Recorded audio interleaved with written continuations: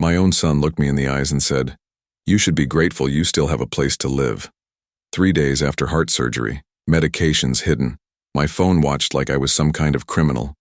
But this old fox had a secret that would blow their lives apart. What I did next left my ungrateful children completely stunned. Have you ever been betrayed by the people you love the most? Let me tell you how we got here, but first, subscribe to the channel and tell me where you're watching this story from. I'd love to know just how far this is reaching. My name is Harold McAllister. I'm 74 years old, and I spent my whole life building homes in Spokane, Washington. My wife Martha passed away 2 years ago, leaving behind only her favorite chair on the porch where she used to knit. Retired after 4 decades as a carpenter and contractor, I lived a simple but dignified routine in my own house. The house I built with my own hands was my haven, filled with memories and stories in every room. Every floorboard held pieces of the life Martha and I shared. Have you ever had a place that was more than just an address? A place that felt like your very soul? The heart attack hit like a lightning bolt on a clear day, without warning, without mercy. A sharp pain in my chest took me down in the yard while I was fixing Mr. Johnson's fence. The doctors didn't sugarcoat it. Emergency heart surgery, no other options, with a real risk of dying on the table. A 74-year-old heart doesn't forgive neglect, especially after carrying so many responsibilities for so long. During the 12 days I spent in the hospital, all I could think about was getting back home as soon as possible. My morning routine of strong coffee and the newspaper on the porch never felt so far away, or so precious. After I was discharged, Mark, my only son, insisted on coming to take care of me at home. "Dad, you need constant care. You can't be alone," he said in that tone that already sounds like everything's been decided. Jessica, my daughter-in-law, agreed it would be best if they moved into my house temporarily to help out. I figured it would only be for a few weeks, just until I recovered enough to get my independence back. I trusted that the love I had given for decades would be returned in my moment of greatest vulnerability. Well, that's how it all started, with the best intentions in the world. They showed up on the property with suitcases and an attitude that felt off from the very beginning. Mark immediately started rearranging some furniture, saying it was to make it easier for me to move around after surgery. Jessica examined every room like she was evaluating what needed improvement, or maybe even taking inventory. They both seemed more interested in studying the house than actually caring about my well-being. I took a deep breath and told myself, "It's just temporary, Harold. Soon they'll go back to their rented apartment." But some decisions we make out of love end up becoming the biggest traps of our lives. First came the joke about my appearance, right on the second day of recovery. "Dad, you look like one of those old guys lost in time," Mark said as I was having breakfast at my own table. Jessica laughed and added, "You really need to update your style, father-in-law." They treated it like a joke, but the tone was there, sharp like a blade. The laughter didn't reach their eyes, and the look they gave me measured me like I was some object out of place. I swallowed hard and pretended I didn't care, but each word felt like a small strike to my pride. Then they started managing my medications on their own, without any medical input or regard for the cardiologist's instructions. "Let us handle that, Dad. You might forget," Jessica said, taking the bottles from my hands with authority. They picked the times they found convenient, completely ignoring the medical schedule I'd been following religiously. When I questioned the change, Mark replied impatiently, "Just trust us, you're not thinking straight yet." My autonomy was being stolen one pill at a time, like I was no longer capable of managing my own health. But here's the part nobody talks about: how families can quietly become your jailers. Next came the annoyance every time I picked up my phone for anything, no matter how simple. "What's the point if you don't even talk to anyone?" Jessica would ask, with that fake smile plastered on her face. Mark would shake his head disapprovingly. "Dad, you're on that thing all day. You're addicted to technology or what?" They monitored every call, every message, as if I were some mischievous child who needed constant supervision. The device that connected me to the world was turning into a daily source of conflict in my own home. I was starting to realize something was deeply wrong, and that I was losing control of my own life. Then came the moment my own son asked for access to my banking passwords with a casualness that left me stunned. "It's just to make payments easier, Dad." You shouldn't have to worry about that stuff while you're recovering." His voice sounded caring, but there was a gleam in his eyes I'd never seen before. Ambition. Jessica backed him up with enthusiasm. "It's for the best, father-in-law. Less stress for your heart, right?" They talked like they were doing me a favor, a kindness I should be grateful for. I pretended I had forgotten the passwords, lying for the first time in my life to my own flesh and blood. Some lies become necessary for survival, when you realize you've become the prey in your own den. The strangest part is, I didn't even get angry at first, just deeply tired and confused. Each small humiliation was like a drop of water hitting the same stone, slowly wearing down my dignity. Bit by bit, I realized I was no longer seen as a father, or the head of the family, or even a person worthy of respect in my own house. An ungrateful son revealing his true face, day by day, with the silent, calculated support of his wife. And that's when I realized a painful truth. I was completely on my own, even while surrounded by family. Nobody said it out loud. And that was the worst part of all. After the surgery, with my chest still aching and the stitches pulling tight, I asked for a simple glass of water. I was sitting in my own armchair in my own living room, recovering from a surgery that nearly killed me. My son stopped what he was doing, looked at me with that irritated expression I was starting to know all too well. "You've got legs, don't you?" he replied, without even lifting his eyes from the phone in his hand. Jessica didn't move from my couch. She just let out a loud sigh, like my very presence was a burden she could hardly bear. In that moment, something inside me broke in a way no surgery could ever fix. Staggering, I tried to get up from the chair on my own, feeling the dizziness and the throbbing pain in my chest. My movements were slow and unsteady, like those of a man far older than his years. No one offered to help or showed the slightest concern for how I was doing. Mark kept scrolling on his phone like nothing was happening right in front of him. Jessica pretended to be busy straightening pillows that were already perfectly arranged. I leaned on the wall to keep from falling, breathing heavily as the room spun around me. When I finally made it to the kitchen and managed to get the glass of water with my trembling hands, I heard my daughter-in-law speak in a low voice. "At least you still get to act like the boss of the house, right, father-in-law?" she said with a venomous smile. Her tone was sweet, but the irony was sharp, intentional and cruel, like a knife to the chest. Mark chuckled under his breath, clearly in full agreement with his wife's nasty little jab. They thought I hadn't heard it, but every word cut through me like a blade into my already wounded chest. The humiliation burned deeper than any physical pain I had ever known. At that moment, a painful realization hit me like a cold, merciless wave. They don't see me as a father anymore, just an obstacle standing in the way of their plans. An elderly father humiliated in his own home, treated like a useless burden who should be thankful for their generosity. The home where I should have found comfort and care had turned into my personal prison. I drank the water slowly, swallowing it along with the bitter truth about who my son had become. The love I had built over decades had rotted into pure contempt and greed. That's when something inside me changed, definitively and irreversibly, like a switch being flipped.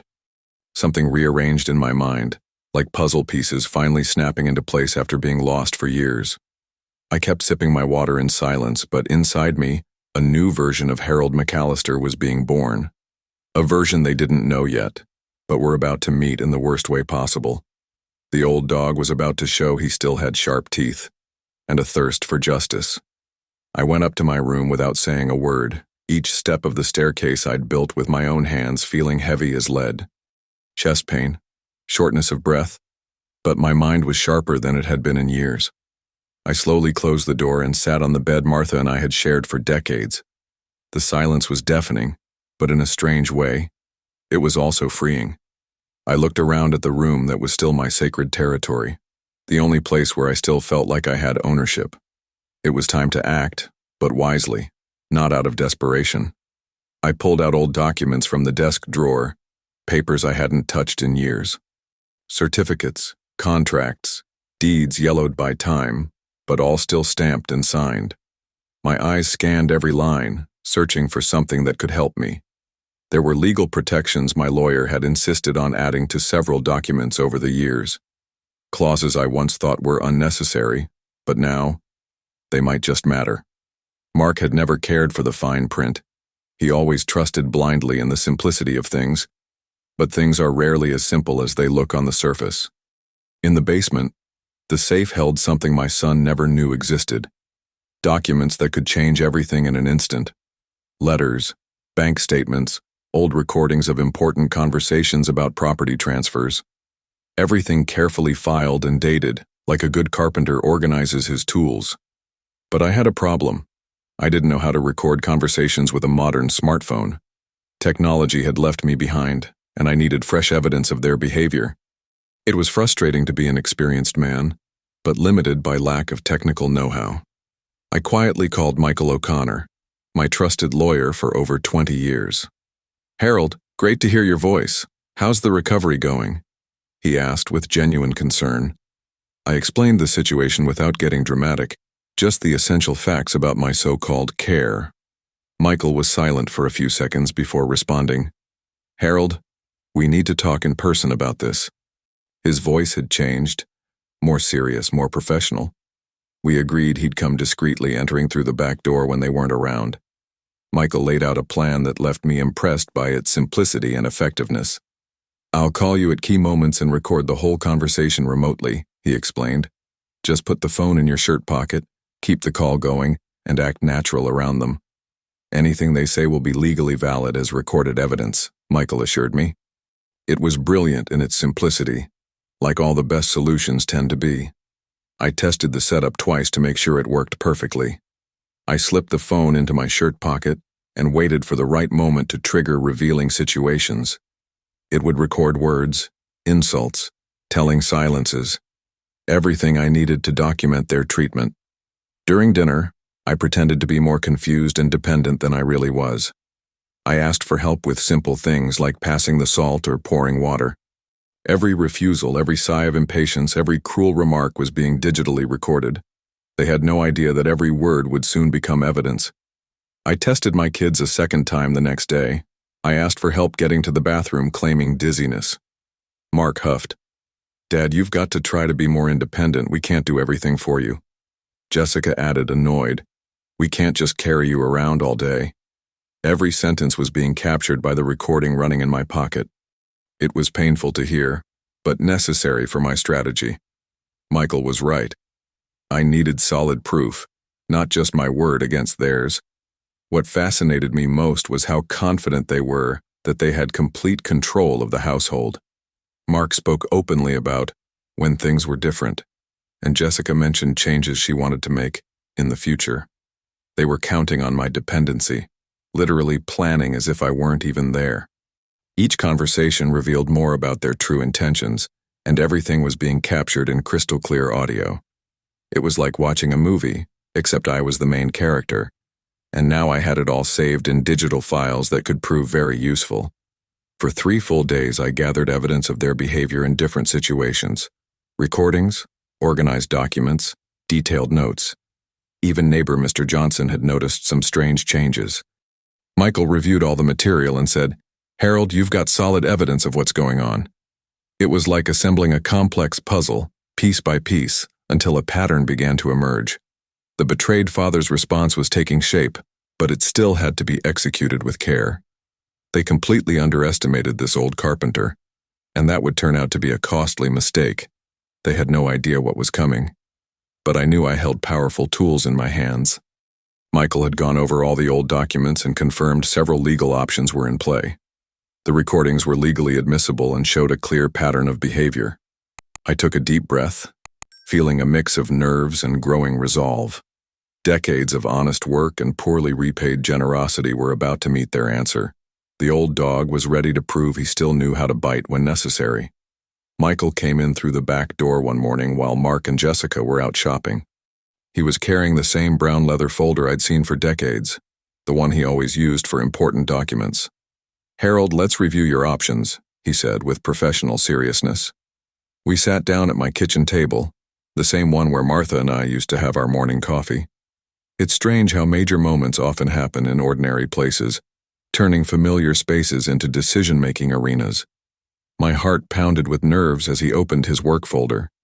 Michael pulled out several documents and began explaining different legal alternatives. "There are many ways to handle situations like yours, Harold," he said, sorting papers into separate piles. He talked about elder protection resources, documentation of neglect, and old contractual clauses. "First, we need to define exactly which path we'll follow," he explained methodically. There were options I hadn't even known existed, legal protections that could be triggered under specific circumstances. It was reassuring to realize I wasn't as defenseless as I'd thought. "The recordings we've collected are strong evidence for any kind of case," Michael said as he reviewed the audio files. "They clearly document a pattern of inappropriate behavior." He explained that well-organized evidence was critical to any future legal action.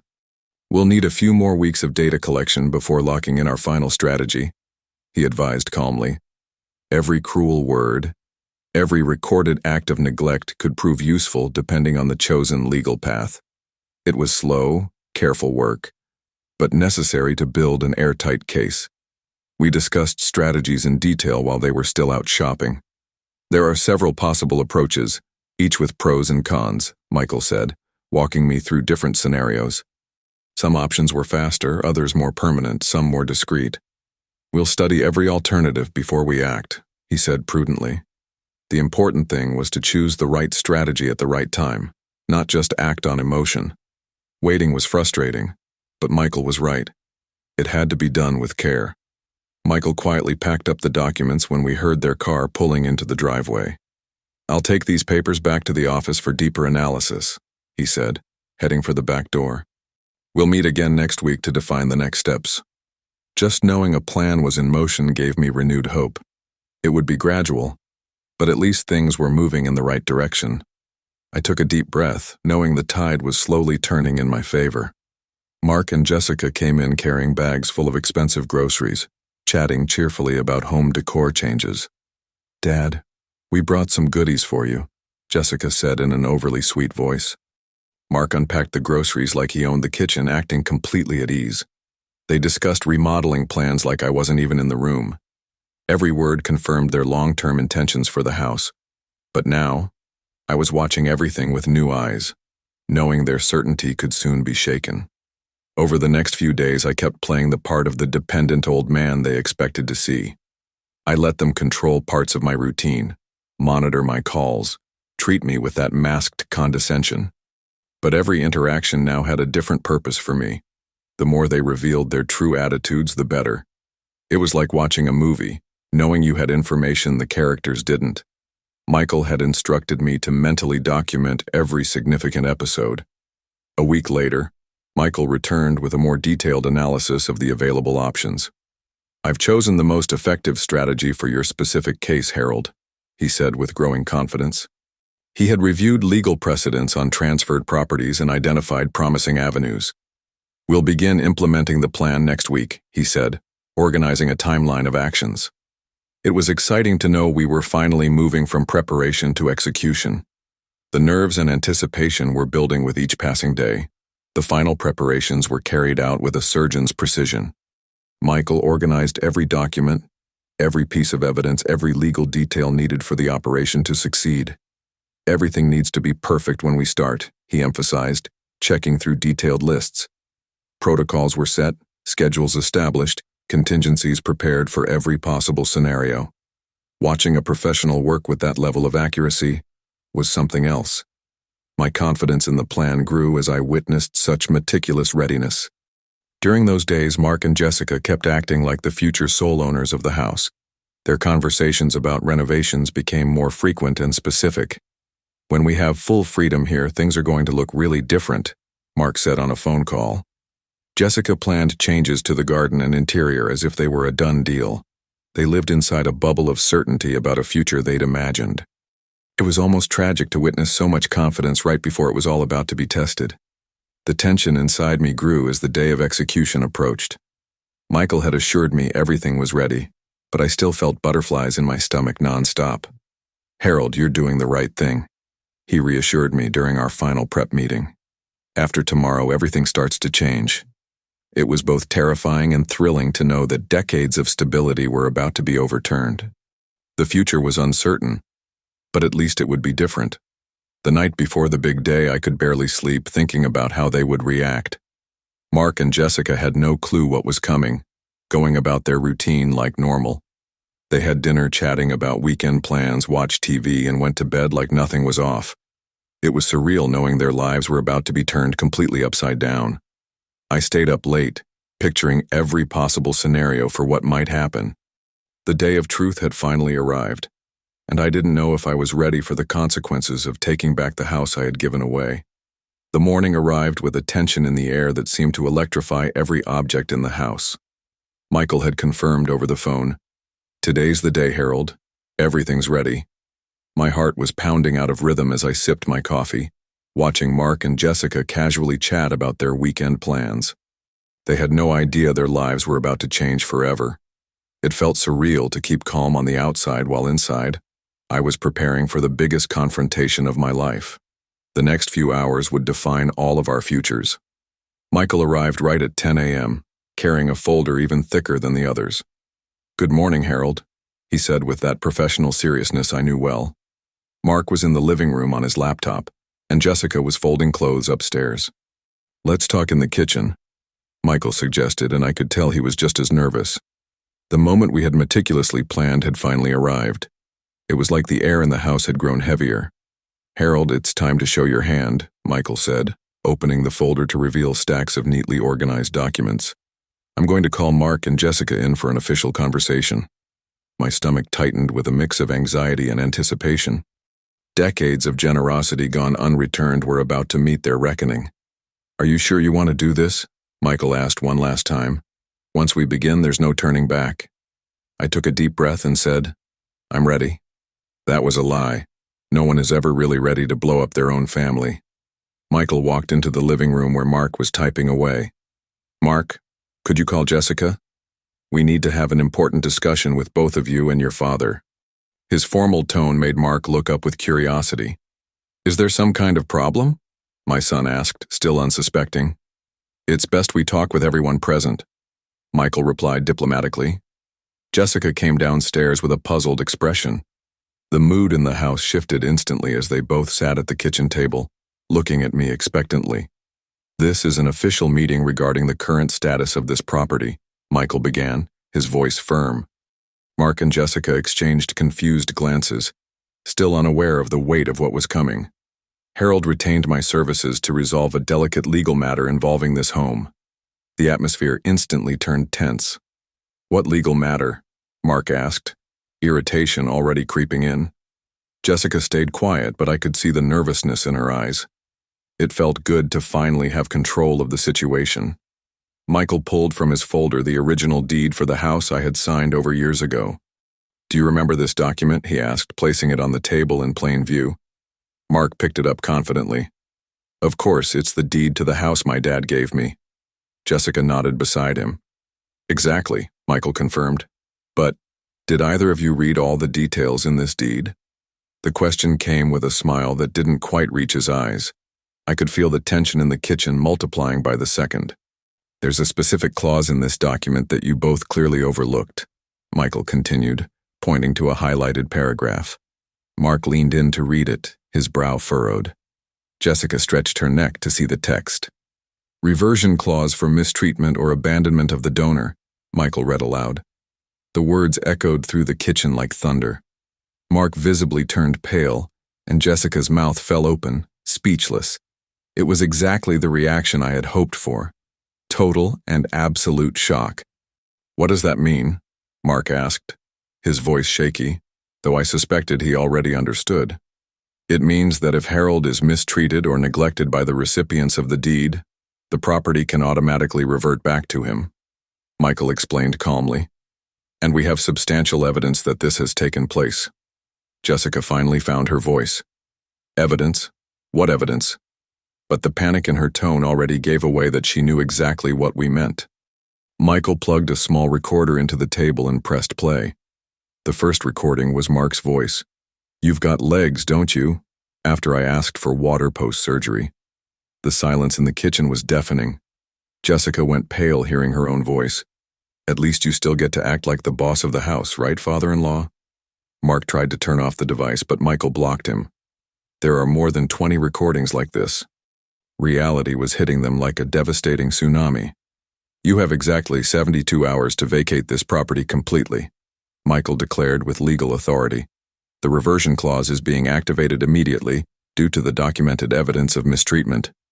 Mark exploded. This is a setup. My dad would never do this to us. Jessica started crying, but not from sadness. It was pure rage and panic. You can't do this, she yelled at me. It was incredible to see how quickly they went from confident to desperate. Harold recorded everything, documented every episode of neglect and mistreatment. Michael continued, relentless. You turned a generous father into a burden in his own home. Mark tried to argue in desperation. We took care of him, he was sick. But Michael was ready. Caring doesn't include humiliating, neglecting, or treating an elderly man like dead weight. Jessica stood up screaming, This is so ungrateful after everything we've done. It was satisfying to watch the complete reversal of roles. Now they were the ones pleading. The confrontation reached its peak when Mark turned to me, tears of fury in his eyes. Dad, how could you do this to us? We're your family. That was my cue to finally speak after months of silence. Family doesn't humiliate, Mark. Family doesn't treat a father like a burden in his own home. My voice came out firmer than I expected. You both showed me what kind of family you really are. Jessica tried one last emotional plea. Father-in-law, we can change. Please. But it was too late. They had shown their true colors when they thought I was powerless. The reclaiming of the donated house was complete, and there was no turning back. The 72 hours passed, and Mark and Jessica left the house in an awkward, heavy silence, carrying their things. There were no tearful goodbyes or pleas for forgiveness, just resentful looks and the bitter realization that they had lost everything by underestimating a father they thought was weak. The sound of the car pulling away marked the end of one era and the beginning of another entirely different one. It was painful to watch my own son leave like that, but it was necessary to preserve what was left of my dignity. Sometimes true love requires decisions that hurt in the moment, but set you free forever. The silence that followed wasn't empty. It was freeing, and full of a kind of peace I'd forgotten existed. For the first time in months, I breathed deeply in my own home without feeling the weight of judgmental glances or impatient sighs. I walked through the rooms, touching furniture Martha and I had chosen together, remembering when we were young and dreamed of growing old here with dignity. The house had gotten its soul back, and I had gotten mine back too. I realized that peace isn't the absence of conflict. It's the presence of self-respect that should never be up for negotiation. Sitting in Martha's favorite chair on the porch, I thought about how many years I'd wasted trying to buy love through excessive generosity. Gifting the house hadn't been pure kindness. It had been a desperate attempt to secure affection and care in old age. But true love can't be bought or guaranteed with material things. It's given freely or it doesn't exist at all. Mark and Jessica showed me their true colors the moment they thought I was completely powerless. Ironically, it was in my greatest moment of physical weakness that I discovered my emotional and moral strength. The most valuable lesson of life came when I least expected it. The loneliness I had feared for so many years turned out to be my greatest ally, and a source of personal rediscovery. With no condescending voices echoing through the halls, I rediscovered the joy in little routines I had forgotten. Strong morning coffee, the newspaper on the porch, and genuine conversations with neighbor Johnson. Martha used to say that quality matters more than quantity in all things, and she was absolutely right about relationships too. I'd rather have a physically empty house with my dignity intact than a crowded one full of disrespect masked as family care. That physical emptiness was quickly replaced with an emotional peace I hadn't felt in a long time. Today I understand that family isn't just blood. It's a daily choice to truly love and respect. Mark was born my son, but he chose to be my tormentor when it served his interests. I learned that an ungrateful son doesn't deserve a generous father, and that self-love sometimes means having the courage to stand up even to those who should protect and honor us. The greatest victory wasn't reclaiming the house or forcing out those who mistreated me. It was reclaiming my self-respect and realizing it's never too late to defend your dignity. Martha would be proud to know I finally learned to value myself, not just as a provider or family asset, but as a person. And now I turn to you, who followed this story. Have you ever faced family betrayals that pushed you to your limits?